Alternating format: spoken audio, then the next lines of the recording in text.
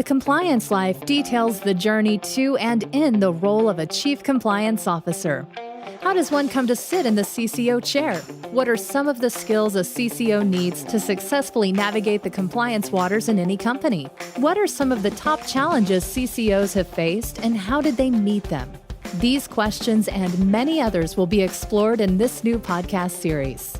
The Compliance Life is hosted by Tom Fox, and each month he'll present the story of one CCO through 4 episodes. The Compliance Life is a production of the Compliance Podcast Network.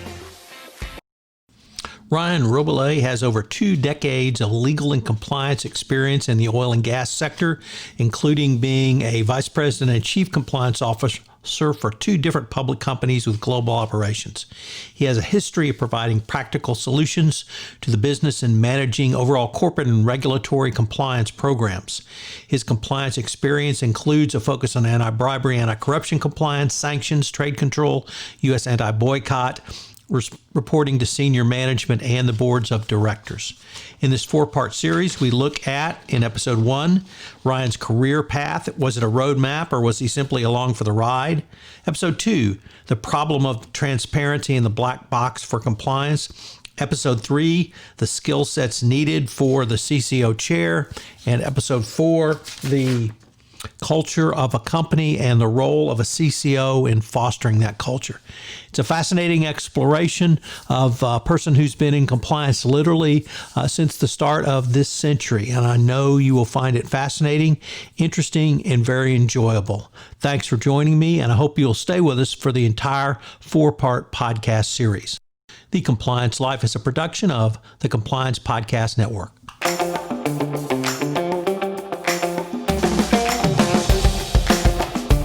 Hello, everyone. This is Tom Fox, and I am back with Ryan Rabalais, and we are here for our concluding episode in this month's The Compliance Life. First of all, Ryan, welcome back.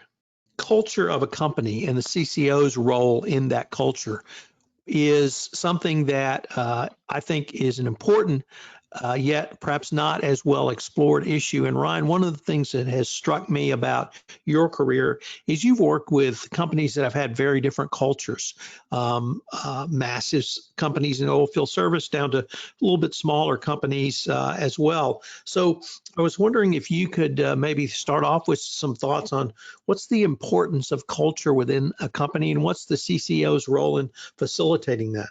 The importance of it when it comes to compliance is just paramount. I mean, do these people at this company, let's say, even when you're in the interview stage, what is their attitude towards it? Because, if it's not at a certain level or above, you're going to have a really, really tough time. And, this is tough earlier in your career maybe, but ultimately you have to be prepared to walk away, I would say, because, and I've known a few compliance folks that have taken a job, but then eventually walked away because they realized the company just wanted some window dressing in regard to compliance. And, this is a serious game when you get down to it, if bribes are being paid, and, you have to look in the mirror, and some of them have walked away. So what is the company's attitude on compliance? Again, it goes to where are they in this cycle? Are they under investigation? Have they ever had an investigation? Or, do they have a monitor? Where are they at in the cycle is very important. I will say a word of caution with walking away, in my opinion, is every company is going to have some problems of some sort. And if you walk away, eventually probably some compliance person will be part of being the solution. So if you have the heart to stick it out, even though it may be very frustrating day to day for what could be a couple years, somebody's going to step in there and do it.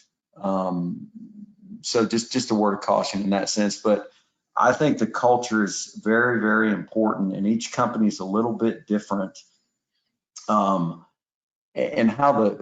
So how they support the compliance role is very important. And then the CCO's role in crafting the culture of the company is important, because I've encountered some companies that think well, they don't, if you really try to pin them down, they don't know where their culture comes from. It's just an accident along the way. And then others are very deliberate about it and think, well, the board and the CEO have defined it in these certain documents, and maybe HR really kind of shepherds that day to day.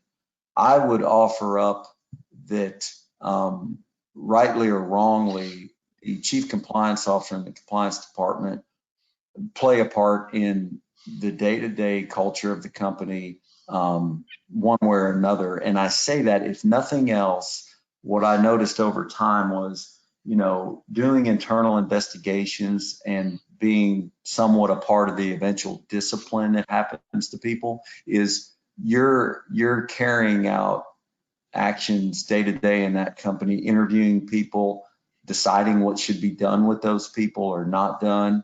That right there is part of the culture. What does the company do about when somebody, made a mistake? What does the company do when somebody stole from the company? Did prosecute them? Did they just fire them? Did they not fire them, et cetera? You're part of that. And whether people think the compliance department should be part of setting that part of the culture or not, you are. I'll also say taking on agents, deciding whether this agent's the one to go with in Angola or not, you're part of it. And that's part of the company's culture as well. So the CCO and the compliance department's role is very important. Another front on that whole topic is training. If you, as part of the compliance department's role, are standing in front of a lot of people and talking to them for an hour or two or three or all day, going around the whole company top to bottom, or at least some of it, you're getting more exposure to more employees than almost anybody else. And in those discussions and sessions and side conversations, et cetera, with those employees, the culture's being set right there. When employees ask questions, well, what does the company do? Well, they defend you if, you get caught up in an FCPA issue. What happens there? Well, you're up there answering questions as the face of the company to these people. That's partly crafting the culture right there. Ryan, what is the role of the CCO in what I broadly call institutional justice and institutional fairness? You talked about compliance being a part of a disciplinary procedure. What are your thoughts on why discipline has to be consistent across an organization? And my example I always use, if you fire people in Brazil for cheating on their expense accounts, you have to fire your top sales guy in the United States if he does the same action. How do you as a CCO help facilitate institutional fairness and institutional justice? Yeah, I've seen different approaches at obviously different companies, but I do think compliance should be a part of it. For the consistency's sake, for if no other reason, so employees have reasonable expectations. If somebody does X, then Y is the result. It's just a fairness type approach to employees. Of course, you've got local laws that play into what can be done with certain employees, et cetera. But if for no other reason, the fairness approach to the employees is kind of the one good reason to approach it that way. And then obviously HR is a part of it. The organization of who these employees work for are probably part of it. And then depending on what's going on, maybe even higher up management is involved. I will say something I've learned along the way. The larger your company, I mean, let's just say if it's a really large company, it's probably really challenging for compliance to be involved in all the disciplinary proceedings. And I would say it's probably not a best use of your time. What I've seen though is if you can make some distinction between, well, if there's an ethical or compliance type concern in these cases, we would like to know it, and you're part of a collective team. Again, HR probably, compliance probably, operations maybe, some other folks in the mix, legal, kind of outside of compliance, legal, are part of a team of evaluating those actions. But maybe the other ones, somebody gets fired for not showing up to work over and over. Well, probably not an ethical concern. Maybe you don't need to be involved. But I've also seen at the smaller companies where compliance just is involved in all of them. Whatever the approach, I think compliance should be involved. And certainly in the compliance departments where the employment law folks either report to or tie in heavily to compliance, it's all the more reason to be involved. But sometimes they do, sometimes they don't.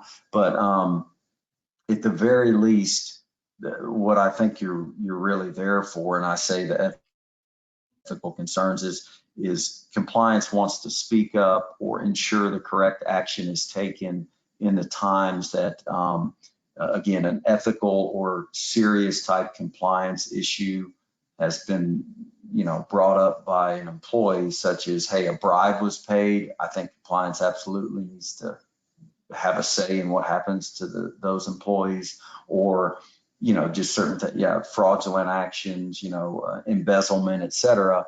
You want to make sure compliance at the very worst can speak up to say this person should suffer negative consequences if the company wasn't already going to do that. So in order to do that, you have to have some part in the process. Ron, unfortunately, we are near the end of our time, and this has been our concluding episode in this month's The Compliance Life. I wanted to thank you again for taking the time to visit with me and share with our listeners some of your experiences, and I hope we can call upon you again at some point in the future. Sure, I'd be happy to. Anytime, Tom. Thank you. Hello, everyone. This is Tom Fox. I'd like to thank you again for listening to this, our concluding episode in our 4-part visit with Ryan Rabalais on the compliance life for the month of June 2020. I hope you'll join us again in July, where Scott Sullivan joins us to talk about his experiences on sitting in the CCO chair. If you'd like to be on this show, or you know someone who might be a great candidate, please reach out to me at tfox@tfoxlaw. Also, I'd ask if you could give us a rating and review on iTunes, as it would help get the word out about the latest edition